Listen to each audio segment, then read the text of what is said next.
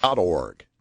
Welcome back, everybody. Check out our schedule at 420radio.org/schedule. But right now it's time for us to go behind the headlines. And today, actually last night, I saw a new bill come across the Oregon legislature's desk that really intrigued me. Before we talk about it, I wanted to give a little recap of what's going on with Oregon's marijuana reforms, which include less legal punishment and more medical access.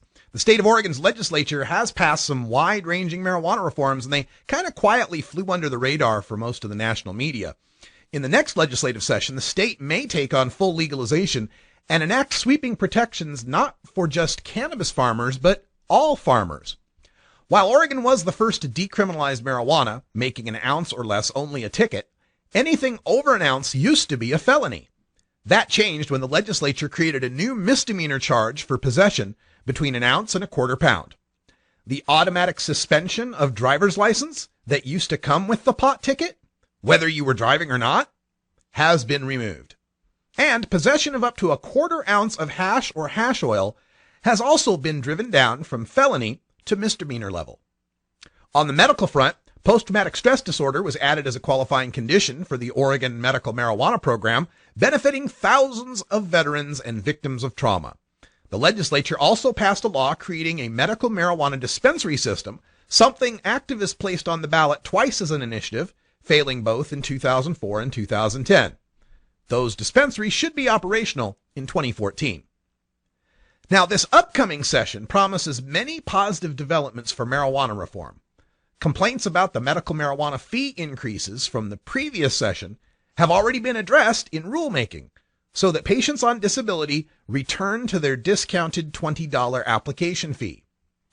Now, the increase in fees from $100 to $200 for most patients still must be addressed.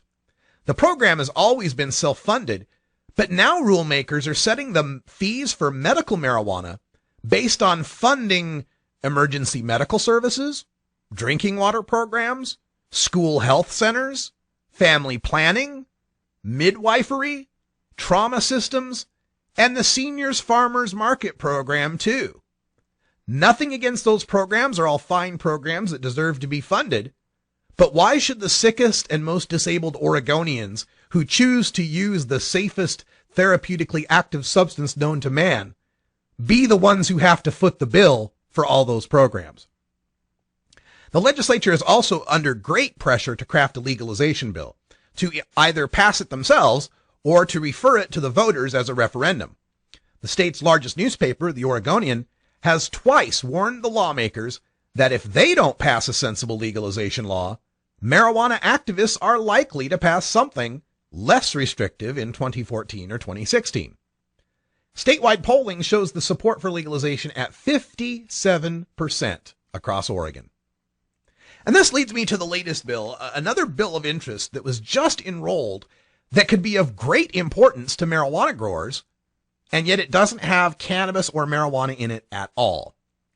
This is a Seed Protection Act, one of these anti-GMO, anti-Monsanto types of laws.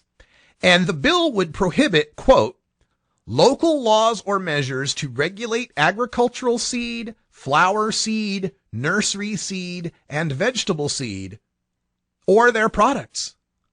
Now, that sounds like a protection for every home grower and every medical marijuana dispensary from any local restrictions and municipal bans that have plagued towns in California, Washington, Colorado, and Michigan. So check out that bill, the Seed Protection Act, protecting all seeds and the products from those seeds. It sounds to me as if once this passes, if it does pass, in conjunction with the dispensary bill and our medical marijuana law, the state is going to have to come up with some guidelines and regulations for home growing, for the quality of the product, and so forth, and that none of the cities or counties will be able to set up their own local regulations or bans.